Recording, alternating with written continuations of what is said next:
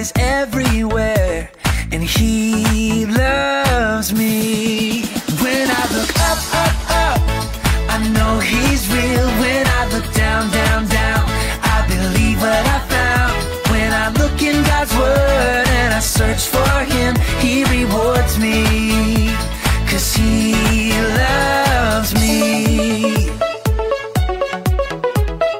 God made me, He made everything. God loves me, He can do anything. If I run over here, if I run over there, God is everywhere, and He loves me. When I look up, up, up, I know He's real. When I look down, down, down, I believe what I found. When I look in God's Word and I search for Him, He rewards me, 'cause He loves me. When I look up, up, up, I know He's real. When I look down, down, down, I believe what I found. When I look in God's Word and I search for Him, He rewards me, 'cause He loves me, 'cause He loves me, 'cause He loves me.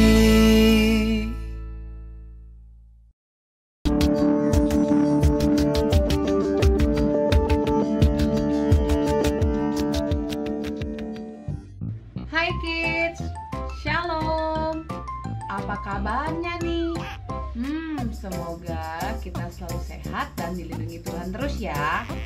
Nah, kids, sebelum kita memulai ibadah seperti biasa, kita juga harus berdoa. Yuk, sama-sama kita tutup mata, kita lipat tangannya. Mari kita berdoa ya. Tuhan Yesus, terima kasih. Sekarang kami mau mendengarkan firman-Mu. Sertai ibadah kami ya Tuhan, hanya di dalam nama Tuhan Yesus. Haleluya. Amin. Nah, kids, sekarang ayo coba tebak. Aku mau sharing tentang apa ya hari ini? Ada yang tahu? Ada yang tahu? Oke, hari ini aku mau sharing tentang We Are The Church. Kita semua adalah gerejanya Tuhan.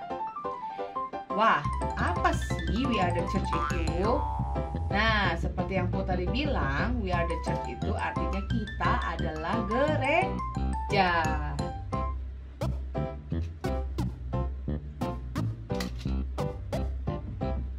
Hah? Kita adalah gereja? Gereja itu kan gedung, Po. Iya, Fani, gereja itu adalah gedung. Tapi gereja itu juga adalah kita loh. Oh ya? Fani baru tahu tuh, Po. Ada lagi nggak ya kira-kira yang Fani nggak tahu tentang gereja? Nah, Fani, selain gereja itu adalah kita, gereja juga mempunyai beberapa fakta loh. Contohnya seperti gereja itu sempurna karena Tuhan yang membangunnya. Nah, gereja bisa menjadi tidak sempurna karena kita yang ada di dalamnya, karena kita masih orang-orang berdosa. Nah, lalu karena kita membuat gereja menjadi tidak sempurna. Yang kedua, gereja itu tidak pernah tutup. Walaupun COVID membuat beberapa bangunan gereja menjadi tutup, tapi sebenarnya gereja itu nggak pernah tutup loh, karena kita sendiri yang adalah gereja itu. Oh gitu ya, Po. Makasih ya udah kasih tahu Fani soal gereja. Sama-sama, Fani. Nah, selain itu ada beberapa gambaran juga loh mengenai gereja menurut Alkitab. Kamu mau tahu nih. Mau dong Bu, apa itu? Yang pertama, gereja atau church is the bride of Christ. Sok pakai bahasa Inggris ya Bu hari ini. Oke. Ya, yang artinya gereja adalah mempelai Tuhan. Kita semua ini adalah mempelai Tuhan loh. Mempelai maksudnya adalah pasangan. Jadi kalau kita adalah pasangan Tuhan, berarti kita sayang dong sama Tuhan. Kalau kita sayang sama Tuhan, pasti kita akan sering berbagi cerita. Dan kita juga akan menghabiskan waktu sama Tuhan dong. Contoh, dalam hal membaca Alkitab, kita suka memuji juga, dan kita juga suka menyembah Tuhan, suka berdoa, dan lain-lain. Yang kedua, church is the vineyard of Christ. Yang artinya gereja adalah kebun anggurnya Tuhan. Nah, sebagai kebun anggur, pasti Tuhan mau kita bertumbuh dan berbuah dong. Maka dari itu, kita sebagai gereja harus bertumbuh dan berbuah di dalam Tuhan. Agar kita bisa dapat bertumbuh dan berbuah, kita harus melekat sama Tuhan yang adalah sumber kehidupan kita. Jadi kita harus selalu bergantung sama Tuhan. Yang ketiga, church is the sheep of Christ pasture, yang artinya gereja adalah kawanan domba Kristus. Nah, sebagai dombanya Kristus, gembala kita pastinya adalah Tuhan Yesus. Tuhan yang melindungi dan menjaga kita dari segala bahaya, dan sebagai dombanya Tuhan kita juga harus nurut dong sama perintah gembala kita, yaitu Tuhan Yesus. Yang keempat, church is the Christ Holy Temple, yang artinya gereja adalah bait kudusnya Tuhan. Sebagai bait kudus Tuhan, pastinya kita harus kudus dan unity atau bersatu. Karena Tuhan itu kudus. Tuhan gak akan betah tinggal di dalam tubuh kita kalau tubuh kita tidak kudus atau tidak suci. Maka dari itu kita harus terus menjaga kekudusan kita. Kita harus menjaga kehidupan kita ya adik-adik. Yang kelima, church is the body of Christ, yang artinya gereja adalah tubuhnya Kristus. Kalian pasti tahu kan, tubuh itu terdiri dari beberapa bagian seperti kepala, mata, telinga, tangan, mulut, hidung, kaki, dan lain-lainnya. Sama seperti tubuh kita, gereja juga mempunyai banyak sekali bagian contohnya. Ada yang menjadi kepala, ada yang menjadi kaki, ada yang melayani sebagai penyanyi atau melayani sebagai penari, dan sebagainya. Karena kita semua berbeda, atau kalau di Indonesia disebut Bhinneka Tunggal Ika, maka kita bersatu menjadi satu kesatuan yang utuh di dalam tubuh Kristus. Tidak ada bagian yang tidak penting, karena semua anggota tubuh Kristus itu sangat berarti. Wah, Bu, ternyata gereja itu banyak artinya ya. Ada yang sebagai mempelainya Tuhan, ada yang sebagai kebun anggurnya Tuhan, ada yang sebagai kawanan dombanya Tuhan, terus ada juga yang sebagai bait kudusnya Tuhan, serta sebagai tubuhnya Kristus. Iya dong, Fani. Oh iya, Bu, kita kan udah tahu nih artinya gereja. Terus apa sih yang harus kita lakuin sebagai gereja? Sebagai gereja, kita bisa melakukan 3 hal ini ya. Yang pertama, gereja terhadap Tuhan. Apa sih gereja terhadap Tuhan itu? Ya, sebagai gereja kita pasti harus memiliki hubungan sama Tuhan, karena Tuhan adalah kepala kita. Bagaimana bisa tubuh bergerak tanpa kepala? Maka dari itu yang pertama harus kita lakukan sebagai gereja adalah terhubung dengan Tuhan. Yang kedua, gereja terhadap dirinya. Gereja terhadap dirinya ini artinya gereja adalah keluarga. Jadi sebagai keluarga kita harus saling memperhatikan, membangun, menegur, dan mengingatkan satu sama lain. Sebagai keluarga kita harus ada persekutuan, perkumpulan. Contohnya kalau di gereja kita ada iCare nih. Adik-adik udah tahu iCare kan? Nah, di dalam iCare termasuk ada pengajaran. Contohnya IFGF Kids dan karunia-karunia Roh Kudus.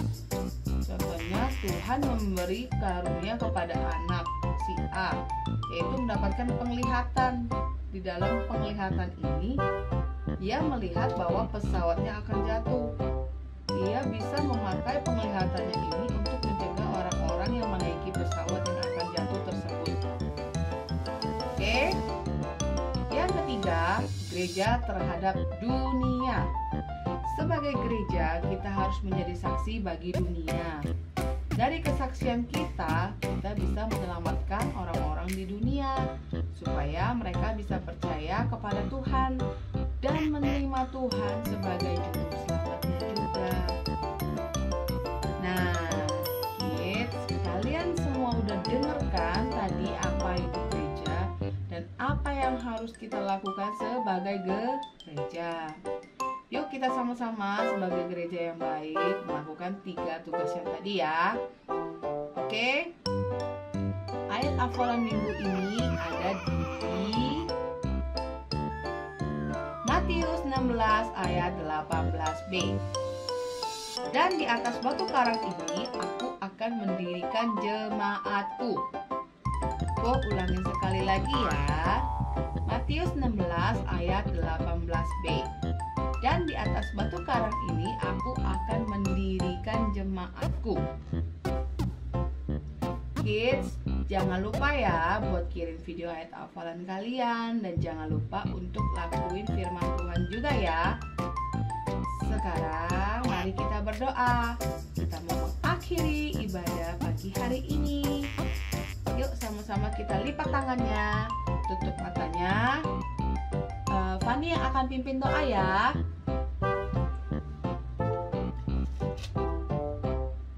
Oke Bu, yuk kita bersatu di dalam doa. Tuhan Yesus, terima kasih kami sudah mendengarkan firman-Mu. Tuhan, mampuin kami sebagai gereja untuk melakukan tugas-tugas kami. Tuhan, kami juga berdoa untuk bangsa Indonesia. Tuhan, pulihkan ya, hanya di dalam nama Tuhan Yesus kami sudah berdoa. Haleluya. Amin. See you kids. God bless you. Sampai jumpa.